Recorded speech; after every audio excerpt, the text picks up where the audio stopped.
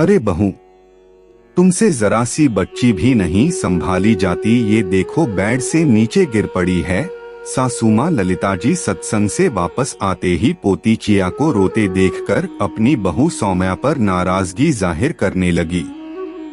माँ को बोलते देख बेटे नमन को भी पत्नी में नुक्स निकालने का मौका मिल गया और वो भी माँ के सुर में सुर मिलाने लगे। सौम्या, तुम पता नहीं पूरे दिन घर में करती क्या रहती हो, एक बच्ची नहीं संभाली जाती तुमसे। एक मेरी माँ को देखो, इतने बड़े परिवार की जिम्मेदारियों को संभालते हुए 6 बच्चे पाले हैं। कुछ सीखो माँ से। नमन, चिया जरा सा गिर गई है, कोई आफत नहीं आ गई है। मैं उसे सुलाकर चारों तरफ तकिए लगाकर गई थी, अब मैं परमानेंट उसके पास भी तो नहीं बैठ सकती, वरना घर के सारे काम कौन करेगा।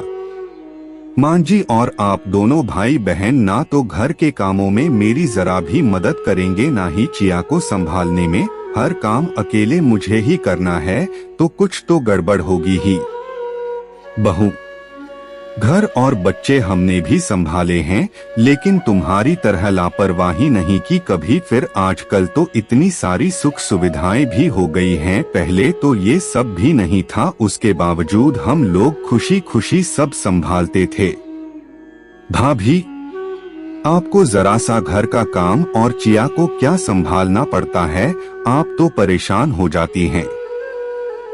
तुम तो चुप ही रहो वैशाली, तो ज्यादा अच्छा रहेगा। मेरा मुंह मत खुलवाओ, जो बातें तुम आज मुझे सुना रही हो कल तुम्हें तो शायद मुझसे ज्यादा सुनना पड़े, क्योंकि मैं तो अकेले पूरा घर और बच्चा संभालने का दम रखती हूँ, लेकिन तुम तो अकेले अपने आप को भी नहीं संभाल सकती। छोटी ननद वैशाली के बोलने पर सौम्या का सब्र जवाब दे गया और जो सच था वो बोल दिया।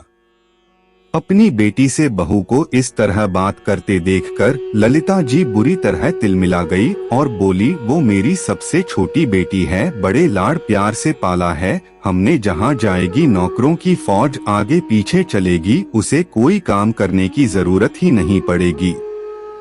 जब मैंने उससे कभी कोई काम नहीं करवाया तो तुम कौन होती है उससे इस तरह बात करने वाली। देखा नमन, जब बात बेटी पर आई तो मांझी कैसे तिलमिला उठी, और मैं घर की बहू पूरे दिन जी जान से बिना किसी की मदद के घर के सारे काम निपटाती हूँ, उसके बावजूद कोई मुझे ये सुनाने से नहीं चूकता। आखिर मैं पूरे दिन घर में करती क्या हूँ, तो सुन लीजिए मैं क्या क्या करती हूँ। घर में हम 5 लोग हैं, माँ जी, वैशाली, तुम, मैं और चिया, और काम करने वाली और चिया को संभालने वाली मैं सिर्फ अकेली। सुबह जब से उठती हूँ सबसे पहले सबको गुनगुने पानी के गिलास हाथ में पकड़ाओ। माँ जी और वैशाली योगा करती हैं, तो योगा मैट मैं ही बिछाती हूँ, वहाँ पानी की बोतल भी मैं ही रखती हूँ। वैशाली को नींबू पानी वो भी मुझे ही देना होता है। माँ जी को योगा के बाद जूस मैं ही देती हूँ। तुम्हें टी बैड पर ही चाहिए रहती है, तब तक चिया के दूध का समय हो जाता है, मेरे पास उसे चैन से फीड करवाने तक का समय नहीं होता है, तो जल्दी जल्दी उसे भी दूध की बोतल बनाकर लगा देती हूँ। उस बीच मुझे एक गिलास गुनगुना पानी पीने का भी समय नहीं होता। अपनी थायराइड कई दवाई मुश्किल से लेती हूँ, वो भी किसी दिन रह जाती है।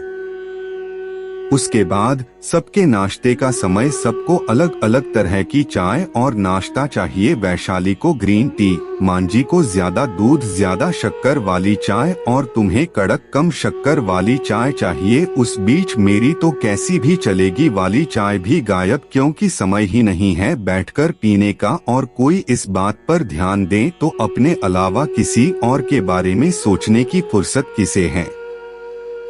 सबके अलग अलग स्वाद के नाश्ते। वैशाली को स्प्राउट्स चाहिए, माँ को रोज गर्मागर्म तला भुना नाश्ता, तुम्हें कम तला भुना चाहिए, और मुझे एक रात की रोटी तक नसीब नहीं होती। उसके बाद तुम अपना टिफिन लेकर ऑफिस निकल गए। वैशाली अपने इंस्टीट्यूट चली जाती है, मांझी सत्संग चली जाती हैं। मैं घर में सबके कपड़े धोने में, घर की साफ सफाई, बर्तन साफ करने में, चिया की तेल मालिश, उसे नहलाना धुलाना सब करती हूँ। उसके बाद सबके खाने का समय तो सबका मनचाहा पसंदीदा खाना तैयार करके रखो। फिर सब अपने अपने समय पर आकर तरह तरह के व्यंजनों से सजी डाइनिंग टेबल पर मेहमानों की तरह बैठेंगे और सुस्वादु भोजन का आनंद लेंगे और आराम करने अपने अपने कमरे में चले जाएंगे। मुझसे कोई एक बार नहीं कहेगा तुम भी छोटे बच्चे की माँ हो, तुम्हें तो नाश्ता करने का भी समय नहीं मिलता, लाओ थोड़ी देर चिया को मुझे दे दो, तुम खाना खा लो। माँ जी, आप कभी खुद सोचती हैं या वैशाली से कहती हैं कि मेरी किसी काम में मदद कर दे या फिर बच्ची को जरा देर संभाल ले? नहीं ना, क्योंकि मैं आपकी बेटी नहीं बहू हूँ। बेटियों के फोन आते हैं तो वो अगर जरा सी शिकायत कर दें कि माँ काम और बच्चों से फुर्सत नहीं मिलती तो आप कैसे दर्द से तड़प उठती हैं, और वही व्यवहार बहू के साथ करते जरा सा संकोच नहीं होता, बल कि ये और जताती हैं कि तुम करती ही क्या हो।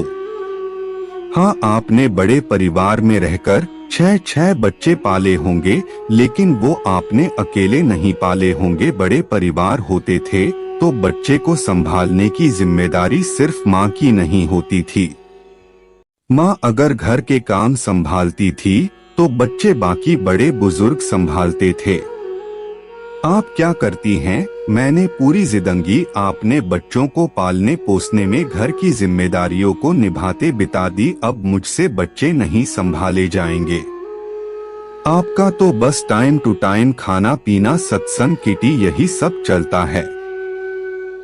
बहू को जरा सा प्रोत्साहन और सहयोग देने की बजाय ताने मारने से नहीं चुपती। फिर नमन की ओर घूमकर बोली, आपने सोचा ऐसा क्यों? मुझे सबके लिए समय है सब करने का, लेकिन अपने लिए समय क्यों नहीं? क्योंकि मैं बेवकूफ सबको खुश करने के चक्कर में, सबके मुंह से जरा सी तारीफ सुनने के चक्कर में अपने ऊपर अपनी बेटी के ऊपर ध्यान ही नहीं देती।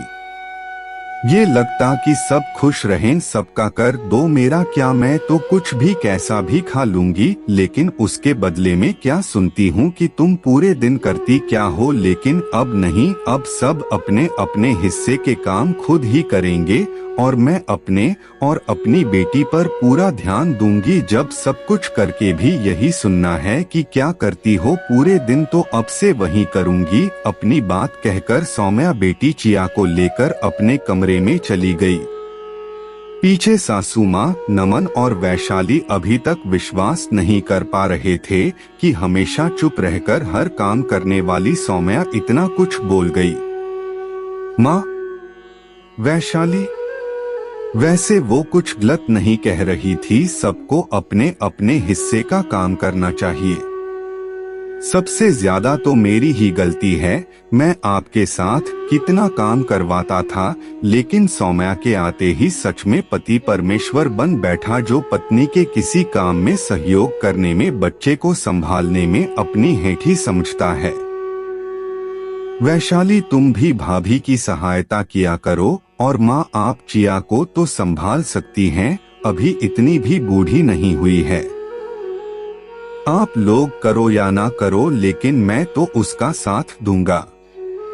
अरे नहीं, हमें भी अपनी गलती समझ आ गई है, अब से हम भी उसका ध्यान रखेंगे, ललिता जी बोली। दोस्तों, आपको मेरी ये स्वरचित और मौलिक रचना कैसी लगी? कृपया पढ़कर अपनी बहुमूल्य प्रतिक्रिया जरूर दें। आपकी प्रतिक्रिया मेरे लिए बहुत महत्वपूर्ण है।